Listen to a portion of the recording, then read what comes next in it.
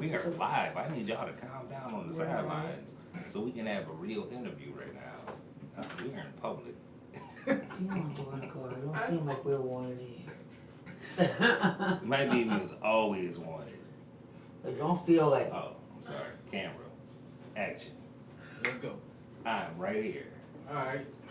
How we doing? Rio here, keep on pushing interview series, and we all here with Typically in the building, me. where the name Typical come from.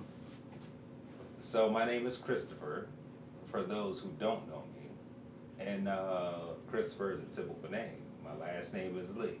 I'm Googleable. You can find me on all platforms, Spotify, iTunes, YouTube Music. And since Chris is such a typical name, I took on the persona of Typical Lee as my rap name. Coming back to the beginning, where's my man Mr. Lee from?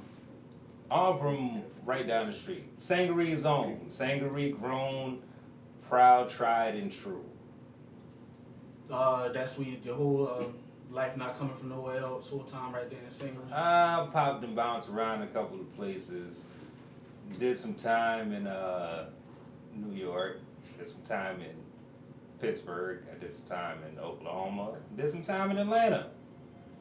But I ended up back here, so. Any particular reason for the movement like that, or just life? Yeah, life kind of took a course, and those are the spots that I ended up at. Don't want to touch on that a little bit? I'd rather not. Rather not. Okay. I would rather not. It's a part of my life that, you know what, it happened for a reason. Well, It is, everything in life really happens for a reason. And it may be the individual that I am now, so I don't fault any choices that I made or any of the conundrums that I may have found myself in, because I'm here now and we're having this conversation. So if it didn't kill me, it's only making me a better person. Alright, well, anyway, what was life like growing up in Sangaree? Bottle rocket wars, sneaking out the house, females sneaking in the window, stealing the parents' cars, doing other mischievous things that I'd rather not indulge into because this is going live, and there are certain things that only certain people should know. Right. So we're just gonna kind of leave it at the broad spectrum of just a kid being a kid. Growing up in Sangaree, what doing your thing, what schools did you go to and stuff like that? What school didn't I go to? Question, sir. Yeah. That would have been a better one. So I'm not gonna name all the schools, but my primary school was Stratford. And that's where I united with Matthews and the Johnsons and the Geigers and the Robinsons of the world. So the co-op is essentially where, Stratford is essentially where the co-op was formed. So that wasn't for you, that wasn't an outside of school thing. You met these brothers in school, and then y'all, congregated outside. No. I didn't necessarily meet them in school. We just happened to all live in neighborhoods that went to the same school. So Ronnie, who you interviewed the other day, his younger brother is Mitchell. Me and Mitchell are on age together, so me and Mitchell used to kick it.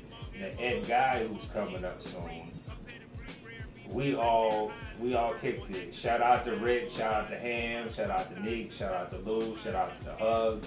You know what I'm saying? We kicked it. And we had a spot. This is the green box. You know the little green power boxes that you have? I know what you're talking about. Yeah, we used to meet up at the green box and we did what we did. So is that, I'm kind of partway? Yeah, right? Okay, so you know what Parkway is. So Yeah. if you know what Parkway is, there was a road that you could walk down and just jump a ditch and then you was in Parkway. Yeah. So we used to lounge in Parkway too, but then we would leave from Parkway and then we'd meet at the green box. So at this That time, was our hub. That was our round table. y'all for lack of a rapping better at this term. time, or this just hanging out chilling? Yeah, we were all still rapping. But we never really thought anything serious of it And then we used to see Darnell and Ronnie and Abdor, Thomas's, the Antoines, because we're the little brothers of them. They was doing it. So it's like, well, if they doing it like that, we can do it like that too. You kind of And they kind of like, hey, y'all see what we doing? Come on. So it went from like pushing flyers to you grab a was microphone. Okay. Yeah, went from pushing flyers to here, grab a microphone. And we turned out being pretty good at what the fuck we did. Were you writing or anything before that? Oh yeah. So like in your own bedroom, just to yourself, writing and Yeah, rapping. I actually had a group prior to this. Would Jesus, you trying to date me, dude? I'm not trying to, but I kind of want to. I want to give I want to give the people the history of Mr. behind. Lee. But you know. All right. You don't have to give them everything. Okay, let's start off. Okay, so the first time I ever grabbed a microphone was in the 4th grade. Shout out to Miss Ramsey. She's one of the finest teachers I ever had. Goddamn. Like, I still remember her. Shout out Miss Ramsey. Shout out to Miss Ramsey. Yeah, so we had like a little school function. This was at Sangaree Elementary School. So we're doing a little dance or whatever, and then I went up and I talked to the G. It was like, yo, let me get the microphone. You know what I'm saying? She was like, what you want to do? The first rhyme I ever kicked over a microphone was Summertime. And Will Smith? Will Smith, yeah. First rhyme I ever kicked, like, live in front of people. Like, he gave me the microphone, brought me up on stage, and, like, 4th grade, I'm like... Damn right. You know? And I did it. And it's just one of those feelings, like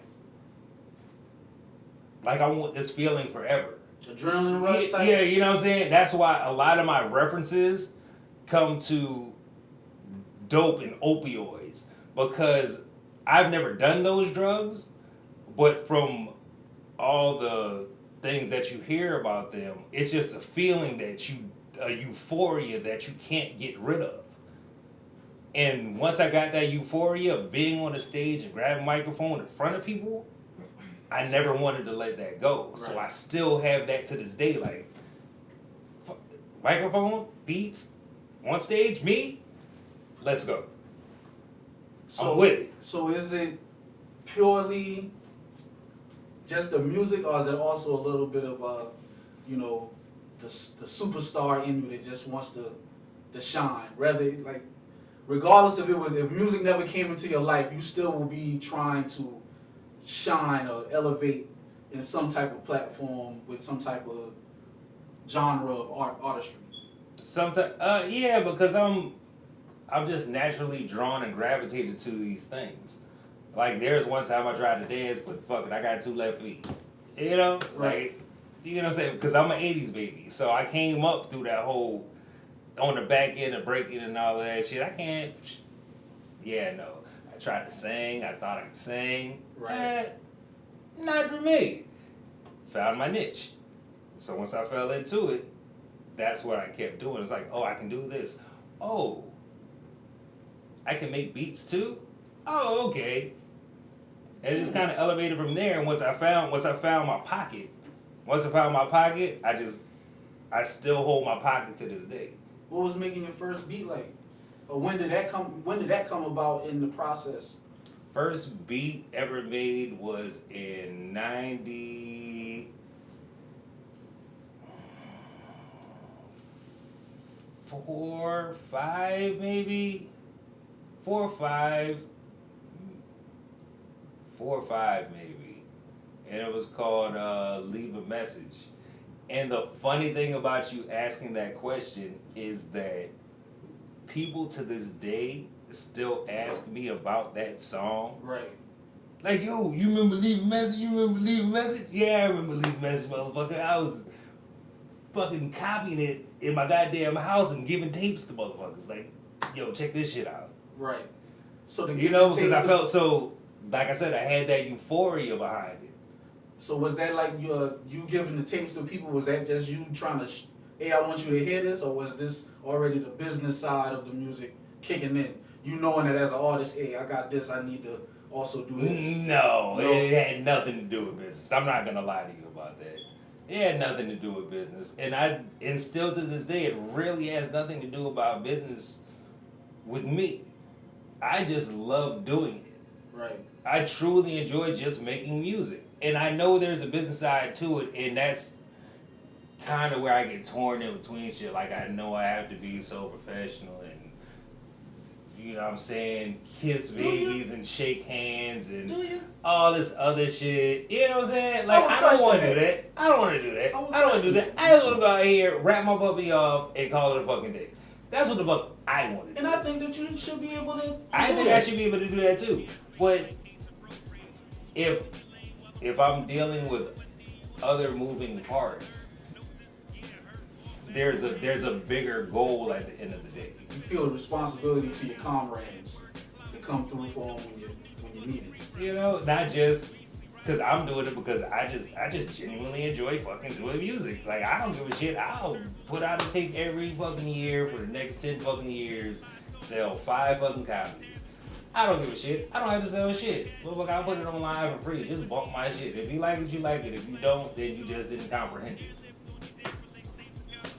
So, early in the career, was you battling, or was it more of a just a storytelling type with your rhymes? Yeah, no, I've never really been like a battle artist. I've always been more of a storyteller, and a lot of abstract metaphors, concepts. Yeah, it just kind of all drops into the pocket. Like sometimes I write the rhyme and find the beat, and sometimes the beat will find the rhyme.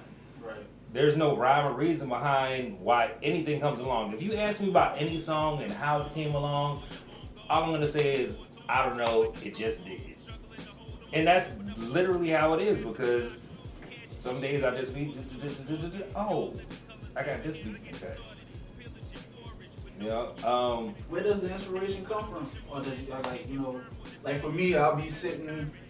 I watch a lot of movies, so I'll be in my own little world, and then it's like boom, something just comes from somewhere, from like that. Is it similar for you, or is it something different? There's really no rhyme or reason. I don't force myself. I don't force myself to have to do it. Right.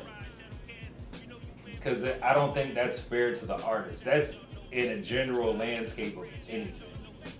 Just, if you have to force yourself to want to do something that you want to do, then do you really want to do it? So no, I'm not gonna force myself to do it. I just let it come naturally. And I think that makes the best product. The thing I want to do now is to try to, instead of saying it like this, I want to put a megaphone behind me and say it. You know what I'm saying? Let me reach out, because the web wasn't a thing then. Right. The web is a thing now. Like I can reach motherfuckers in Tokyo and fucking New Zealand or wherever the fuck. Yeah, it's definitely.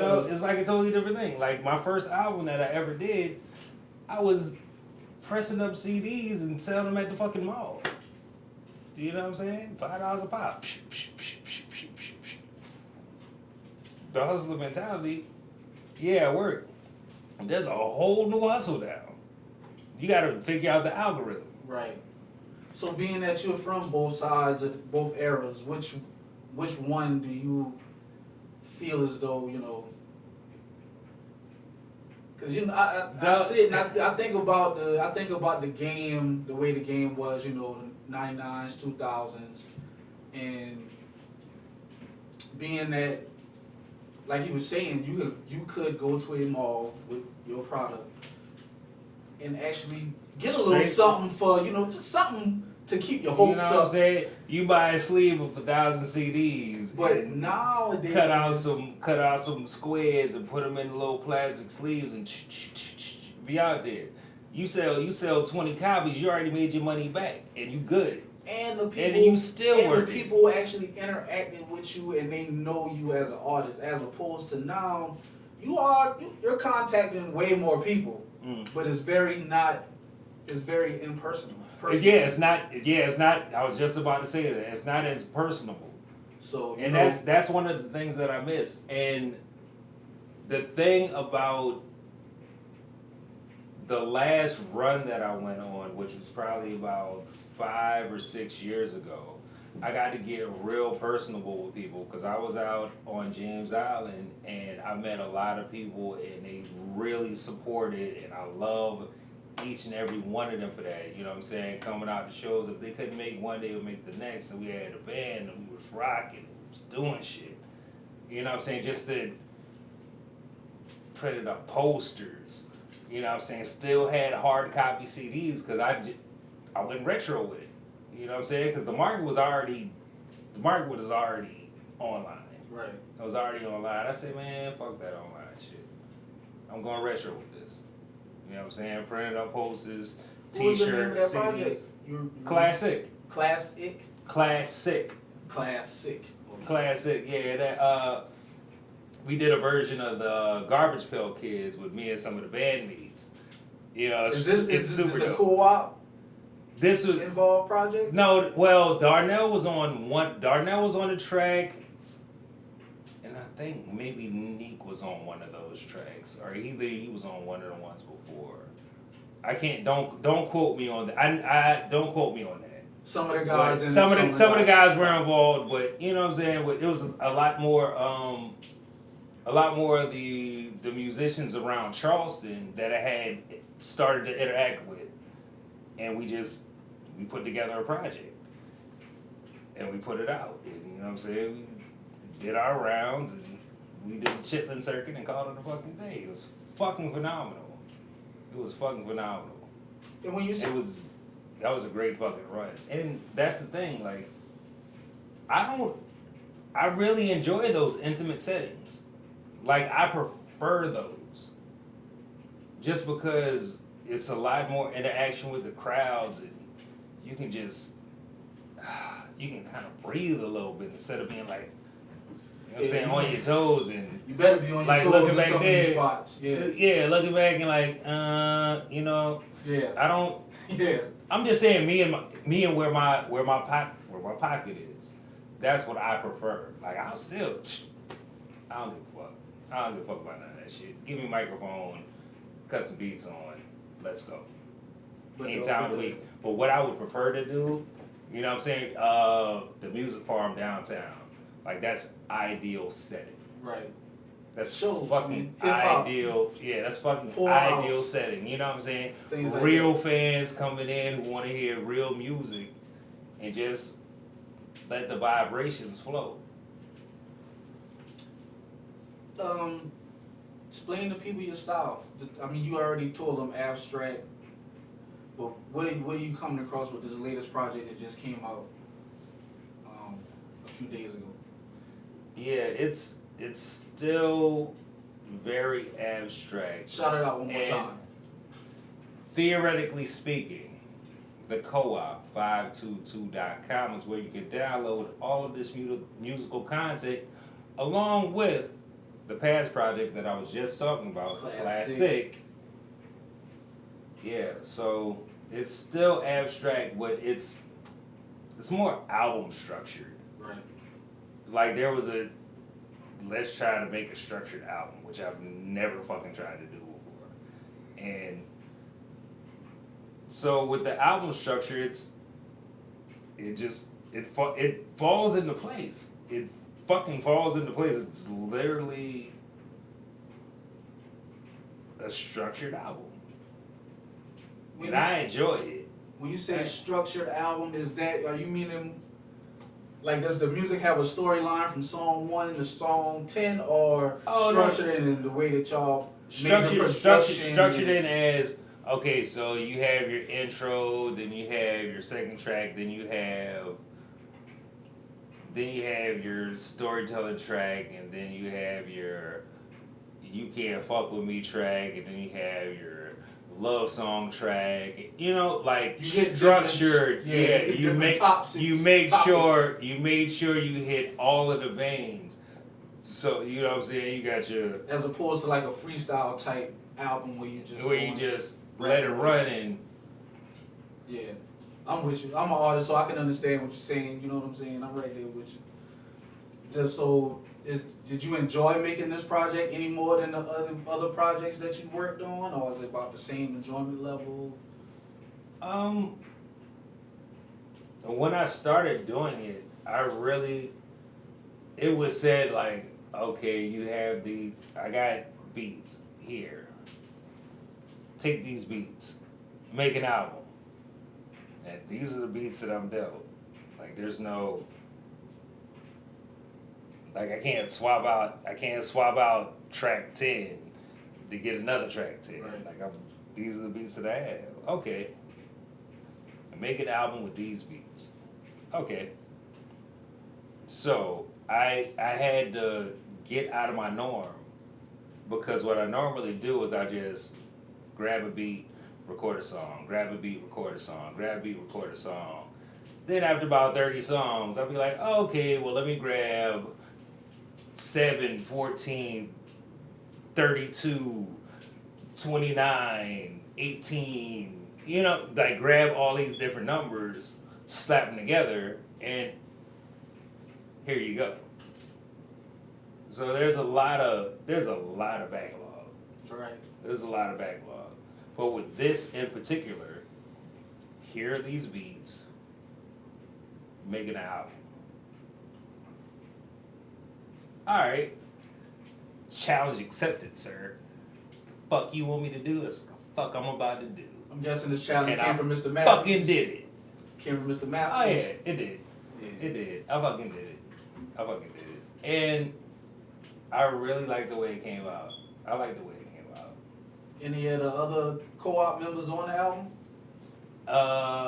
Ed Guy, Tom Dirt, Ron Johnson, Mr. Matthews. Mr. Napper, King Nap. Yeah, King Napper. King What Napper. I say? I said Abdul. Oh, King Napper. I'm sorry. King Napper. That's Tom the name I Dirt. Yeah, that's what you know him by. know. Yeah, I know about I King just, Nap. yeah. All right, man. When you hang out with motherfuckers on a daily basis, if I said, yo, that motherfucker, if I said that to one of my friends, he'd be like, oh, you talking about?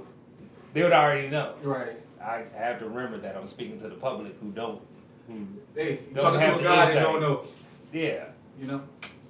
But it's all good. We're gonna work it out.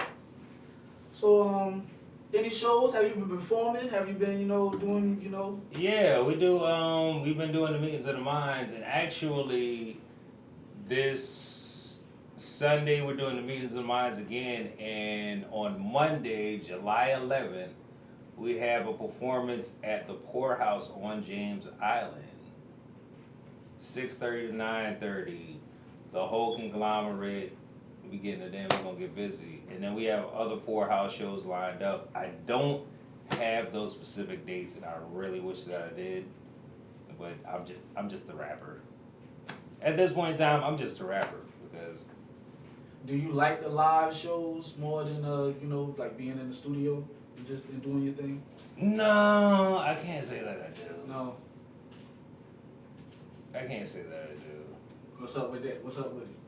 It's just because if I wasn't allowed to create this, I wouldn't be able to perform that. Right.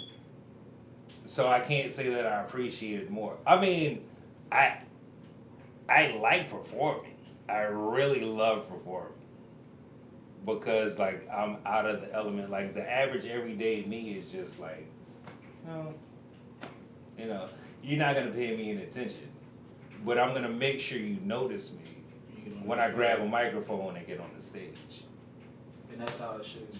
I don't love the live shows, but that's what I was saying is that it takes one to obtain the other. Right. Because sure you can get on the stage and freestyle, but if you want something that's solidified, concrete, finite, you have to put that studio work in. So that's what I really try to gear towards is putting that studio work in. And I've worked with a lot of amazing fucking artists. Do you like a crowded studio or more of a solo studio, just like you and your engineer Like you and whoever you're collaborating on the song. Yeah, I'm more of a me, myself, and I person. Like if it's a crowded studio, I don't mind the studio being crowded because I know how to remove myself from all the shenanigans going on and find my little corner somewhere, saying throw on some headphones, smoke, have a drink, and get to it. And usually when I record, I try to come prepared. I don't want to walk into a studio and not be ready. Unless we already have that set up, like, yo, come through, I got something I want you to check out. And it just falls into place like that. Right. So somewhere there's a rhyme book that Mr. Lee done put together that's, ready to kill niggas. Well, since we're in, sir, rhyme books are kind of out of date. Yeah? No, not really. They're really not, because I still have one for real. I still have one for real. But a lot of my lyrics are on my phone now because I can ride down the road and I can talk to my phone and be like, Sally got seashells by the seashore. And you know what I'm saying? It'll literally say Sally got seashells by the seashore. I mean, you gotta embrace technology. Yeah, that's what I'm saying. So that's why a lot of my music is on my phone. A lot of my lyrics are on my phone. But I still find myself transitioning. Like I'll go back and see it there, but I feel the need to have to write it out. And when I'm writing it out, it gives me the recall of it. So now that I'm writing it, yeah, because now I can more connected to the words. That's why I still write in the notebook. I feel more connected to the pen, my brain, the pen. It's just one of those things. Like now I'm more conscious of what I'm saying instead of just riding down the street and I thought I had a random thought. You know what I'm saying? Blue shoes and two shoes and who's. Okay. And I'm like, wait, what the fuck? Oh. Now I know what I was doing. And you kind of fall into your rhyme pattern after that. And it helps with your memory of learning your rhyme also. Because when I do music, I plan to perform it at some point in time. Like, I don't plan on it just to be on a disc somewhere. Right. I'm going to perform this somewhere at some point in time. It might not be all of these songs, but I always go into it thinking, yeah, this is going to be performed somewhere, so I need to know these lyrics. And that helps with my muscle memory. What's a typical day for Mr. Lee? Without the rap, without.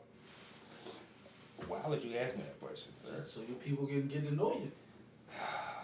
Do y'all really want to know? I think they do. Y'all really want to know?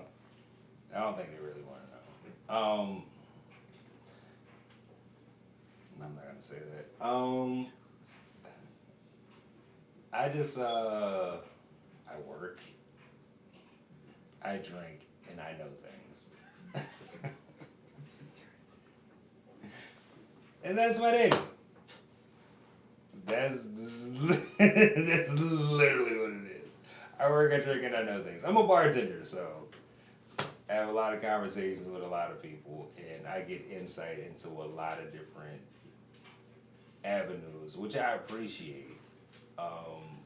Like, that's my real life. So being that you're in the restaurant setting, do you use that to network also?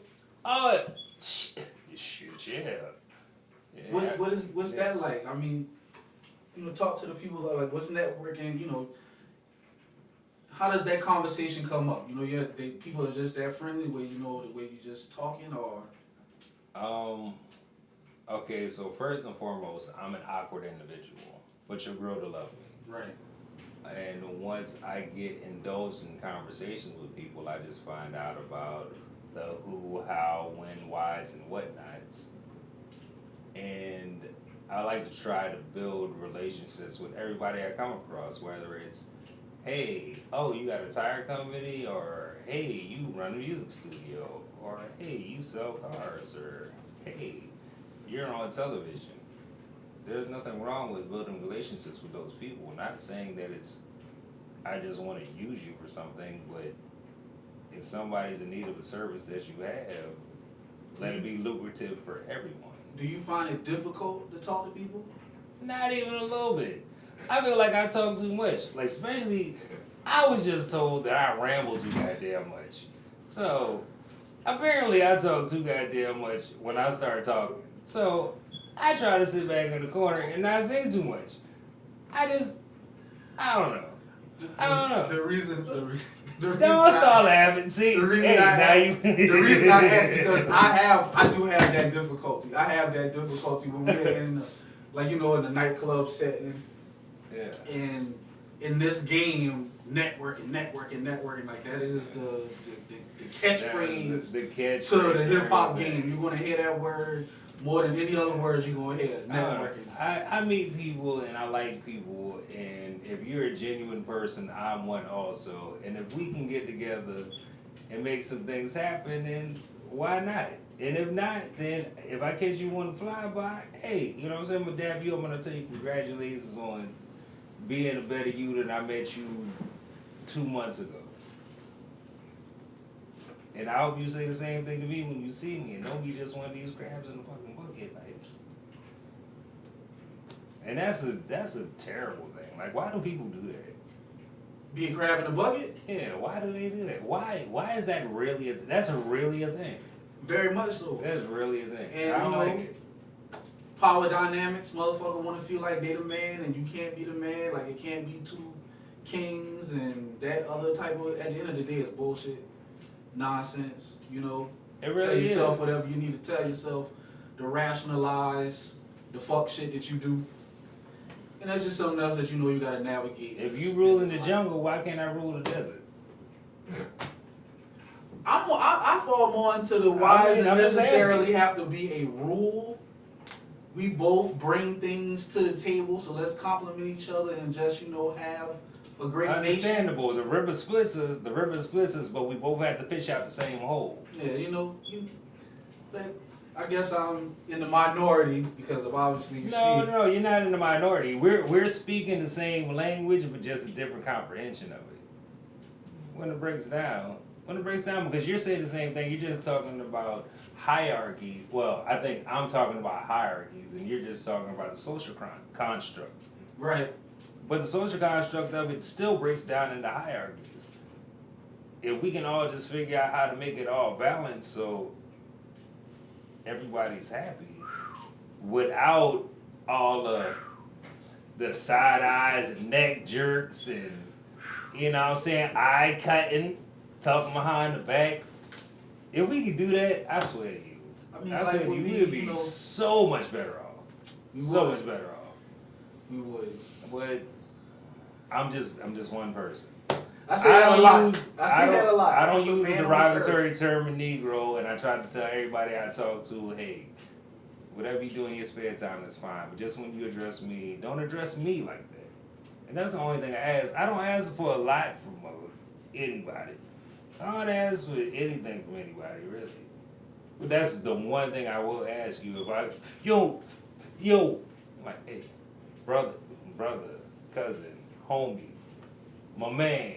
There's so many other nouns that you can use directed towards me. Why does it have to be that one? That's the question that I ask. I don't really have a answer for you. I can't sit here and give you an intelligent answer, let me put it that way, to that question.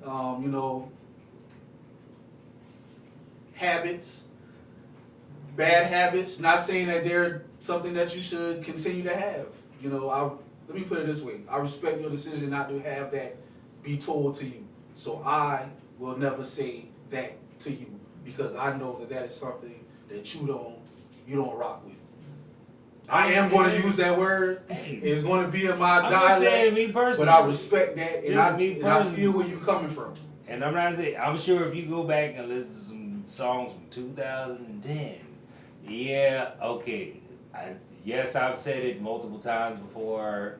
But that don't mean that you keep. That you know what I'm saying? mean, At some point in time, you correct behavior. So, yeah, course correction. This is what I did. This is the stance that I made. So, I just asked it. If we're having a conversation, this is how we can talk. And I think we can build so much further because there's so many other words in the vocabulary that we can use. And it means the same thing, the exact same thing. For the way that you see it. Because if somebody else said it to you in a negative connotation, you're going to feel a certain way. Very much so. And it's going to trigger a certain reaction, and it's going to escalate into something that it really shouldn't have had to if you would have just simply said, yo, what's up, homie? When you're right, you're right. I can't sit here and argue that. That's just my logic behind it. Yes. Me personally, so that's just me. It's just me. You know. Well, I'm telling you, I feel you, and you are correct. Like, it's nothing to argue in that. There's no points that I can debate on that. Right. You just had a Father's Day pass. What was your Father's Day like?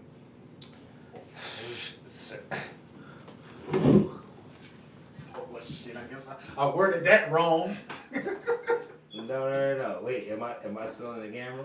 Oh yeah, you good? I'm still in the camera. Oh, you in focus too, baby. You looking All real right, good. So, let me tell you about my Father's Day. So I got kidnapped the night before. I woke up in the morning, I had a candle burning and some flowers beside the bed with a card. Oh shit! I got some jewelry, some grown folks things went on. After that, got taken out of the way and serenaded. The whole time, then I got walked up to this lovely area. There's a whole spread. Sun shining right in front of the lake. Chairs, fruits, vegetables, chairs, soft music playing, some pictures and all. And I didn't realize at the time, but we were coordinating, like the way our outfits were set up. Unconsciously, you just did it. No, I didn't do it. Oh, okay. Oh, I missed that part. She got the outfit for me too. She got the whole outfit for me. Hair done, nails done, everything. Like, I got everything did. That day. I got pampered to heaven. Like, word. You know what I'm saying? Lay it out. We talked, we had some good conversation. Then we went and linked up with the kids. There was a whole spread. It was Christmas for me, but on Father's Day, like when I don't know what the landscape looks like on the camera, but from here to past this wall, it was nothing but bags and cards. And I walked there like, what the hell? I guess not even my birthday, it's Father's Day. But it just goes to show that, you know what I'm saying? People really fucking love me, man. And I love them just. I got four of them little badass motherfuckers. Boys, girls. I love all of y'all, but I hate y'all just as much. No, let me stop. Yeah, I got 4 of them. 3 boys, 1 girl. You know what I'm saying? I feel it's fitting because my birthday is on the 13th. So I have 1 daughter and 3 sons. What is fatherhood like being a MC? Treacherous. Because I still have to convey what's really real out here and let them know that I'm still daddy, and just because these things are going on out here, you don't have to be susceptible to all of them. You know, it's finding that balance. Like my older son was talking with me the other day, and he was saying, you know, he feels like he's a disappointment to his little brother. because his little brother got into some trouble or something. Like, oh, I feel like I'm disappointed because I'm supposed to be a good big brother. And I had to stop him for a second. I was like, yo, he's not your responsibility. He's my responsibility. He being a kid, you have to grow up. But it also made me realize that without me really knowing, I've showed him how to be a responsible person as far as taking care of others. Right. You know, like unwittingly. He understands being a role model. Yeah, like unwittingly, this was just out of nowhere. I'm like, what? Like, where is this coming from? Like, unwitting, and so I was like, yo, dude, like, it's not your place to have to worry about that. And I still understand, like, yeah, you want to take care of your little brother and this, that, and the third, but dude, that's not your responsibility. You shouldn't harp on it that much. Okay, yeah, you feel bad, okay. You know what I'm saying? Brush that shit off and keep it moving. But you still want to keep him under your wing to make sure he's protected. Little do you know that I got you protected too. And him. And your sister. And your little brother. But that's good that you got your wing around them. Right. You know what I'm saying? And so that mentality is going to trickle down to his little brother, where he got his arm around the other two. Right. And then the sister around the little brother. Any of the musical talents coming through the generations? They freestyle. Like they'll go in the closet. Not hit them, but they're more of this new age. Yeah. You know what I'm saying? They're not as much of a boom bap, but it's cool though because I dig it because I see where they're coming from. Because this is what you came up through. Right. This is what turns you on. Yeah, that's what you do. And so, and I just look at it from, okay, I remember when I was your age. The reason I rap like this and is because of who was influenced, who I was influenced by. So you're influenced by these artists. So I personally wish I was more of an influence on them, but I'm still dad. Like, you know what I'm saying? I'm the bad guy. Yeah. I'm the bad guy at the end of the day. Like, I'm coming to grips with being the old guy. Yeah. You know what I'm saying? It's just like whatever you say, whatever you do, it's just like, okay, Dad, whatever, you know. Yeah. Yeah, we have a term. That, we're not it no more. We're not part of what's moving the culture per se. Even though we're the ones with the money. We still got our we pocket. Fund the culture. We still got our pocket, homie. We still got our pocket. So that's why I still keep doing what I do because I just love it and I enjoy it. And I think that's one of the things that they see, like, yo, Dad still be doing it with. We gonna do it like this, which I rarely appreciate because, like, at least you still had that something in your back pocket that you can do. Because you see, I just do it because I really enjoy doing it, and so now y'all just have fun doing it. So that's one of those things. You know what I'm saying? Y'all duck off, y'all have a good time, but Dad, this is our new song. They done came to you with the new song? Oh, they done came to me with a new song a couple of times. New song a couple of times. I'm like, all right, okay. And then now me here, I'm playing A&R. Well, what you need to do is Joe Jackson. No, I refuse, sir. What you will not do. Nah, but it's still cool though. It's still cool. Yeah, man. I love them kids, man. Yeah, man. I love them kids. Yeah, everybody's just getting older, man, and watching them grow up. I'm amazed every day. Every damn day. I'm with you on that one, brother. What's the future for Mr. Lee? My soul got snatched the other day. So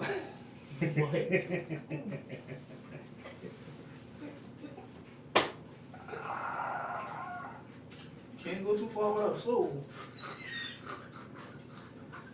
You're a heartless motherfucker, man. So my soul got snatched the other day. So I gotta figure out how to spell Rumpelstiltskin before midnight.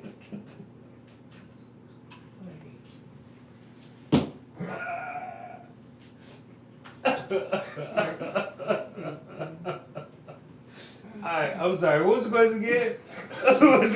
What was the question again? Shit, the question, what the fuck, who snatched your soul? That's the question. Oh, sorry, I get Rumpelstiltskin. Please tell me how to spell it. Oh, I forgot the fairy tale a little Yeah, bit. yeah. He I was didn't the know one. how to spell it. Because if I get the I, the E, or the O in the wrong place, then I'm Some losing. shit about taking babies or something. Yeah, like that. taking babies. Yeah, I can't Yeah, have babies. your baby. Oh, Jesus. I got tears running down my eyes right now. I go boo. Oh, God. Alright. No, like, for real. For real.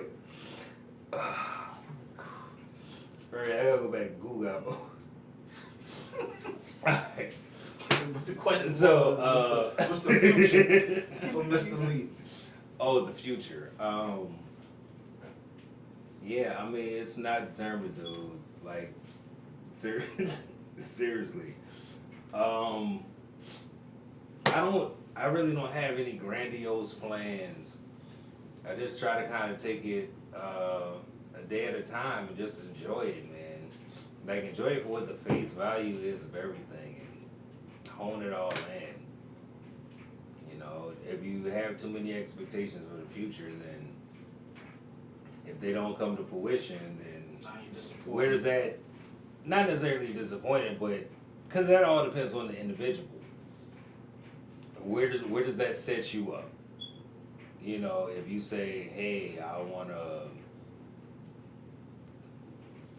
buy a new Redskins jersey in 4 years that's autographed and signed by Darryl Green, and you don't achieve that goal. I know it's frivolous or whatever. Shit. But I'm just saying, but you see what I'm saying? Like, setting up these goals and expectations for this is what should happen, this is what I expect to happen, this is the way, this point, and it doesn't happen, like, do you feel like a failure because you didn't reach in the 5 years because it took you 7 years to achieve it?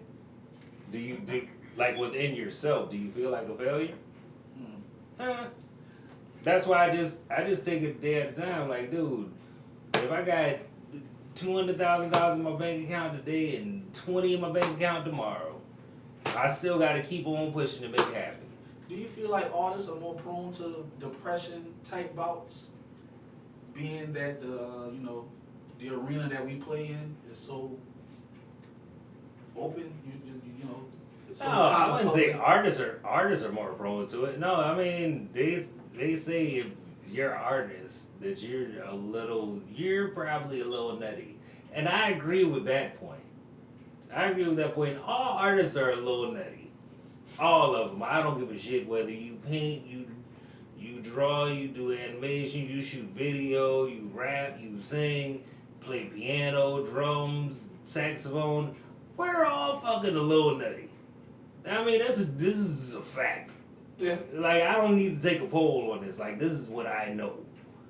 Because I've been around a lot of these motherfuckers who, and it's not necessarily a depression thing. It's just, you know what I'm saying? Like, I don't know, one of the wires connected that wasn't supposed to connect with other people. And so this is the avenue that we fell into. So we're just going to ride this train until the last stop. Right. And then sleep in the back of it and wait for it to fucking turn around and go back down the other way. I brought that up because, the average artist, depending on what you call success, what are you basing your success upon?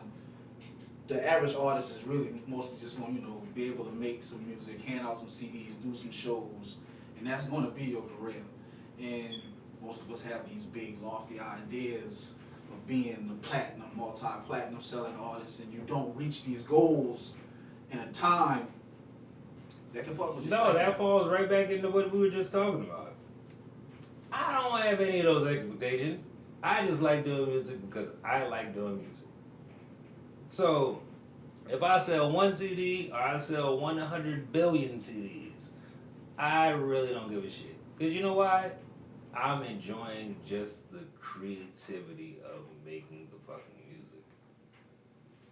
And that's what it boils down to. And I can't tell you that you're wrong because you say, oh, if I don't sell 2 million CDs, then I'm a failure.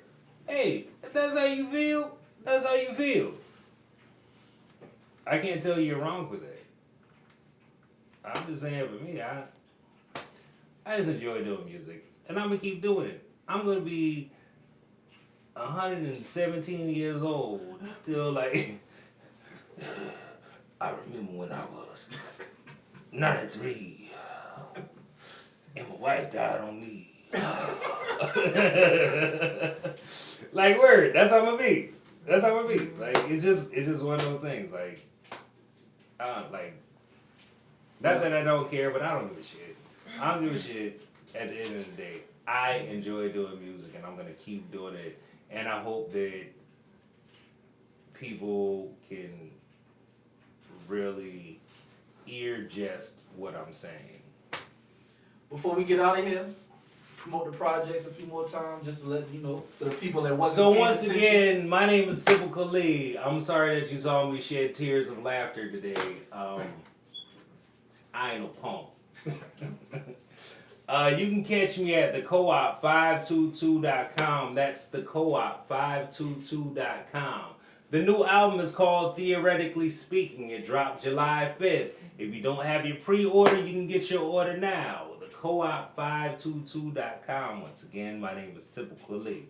We have a show this Sunday, which would be the 10th, at 787 on Dorchester Road. We have a show this Monday on James Island, the Poorhouse, at 710 and 711. So come and check us out. I'll be there in my Attire. in my this. I'll be there in my this. My rapper gear. Well, I'll be there in I my don't this. have any more questions. I just for got you. a stylist. Just can you please, like, when this airs, can we? I just want to see some quotes on like how I was dressed, how my stylist did. Oh, in the comment section. Yeah, in the comment. That's what in the comment section. So comment below on how my stylist did with me. After you like and subscribe, make sure After you like and subscribe to on a rating scale from 1 to 5, or the Black Dollars Media channel. And then Black after Dollars that, Media you're channel, gonna go to the co-op channel. go to the Like and co-op, subscribe that. like and subscribe that. Mr. Lee, you got a channel too? But you got that Instagram. I got a Facebook. phone number. So my phone number is beep beep beep beep beep beep beep beep beep beep. So you can reach me at beep beep beep beep beep beep beep beep beep beep. Anytime you want to, like I'm right here, and you can, you know what I'm saying. You can call me. We can have a real life conversation because I'm a real person, and I don't mind like y'all calling me on my phone, and we can talk at any time. So Hours, what is it? Hours and hours. yeah, For word. hours and hours we can get And it on. yeah, it's one of those real things. Well, I ain't got nothing else for you, man. Is there anything else you want to leave the people with? Yeah. Go check out my album, Theoretically Speaking. The Co-op, 522.com. My name is Typical Lee. That's typical with an I. Tipical space Lee. Before I let you go, I saw some videos. You want to shout out the video? I swear I saw you with a video about. Couple days ago. Oh, we got. I know it was recent. It was in a few weeks. And I Okay, saw it so on the I'm in the Facebook phone page. booth. I'm in the phone. Yeah, it was a I'm in the phone phone. booth. I'm in the phone booth video. I'm in the live Lee video. I'm in the Lee Johnson video. My first video was back at it again with some of my churn. We out there popping it, shaking it, doing our thing. Yeah, we had a good time, man. You know, I like to have fun, man. I'm a quirky individual, but you grow to love me. Keep on pushing. Rio, Typical Lee, and we out.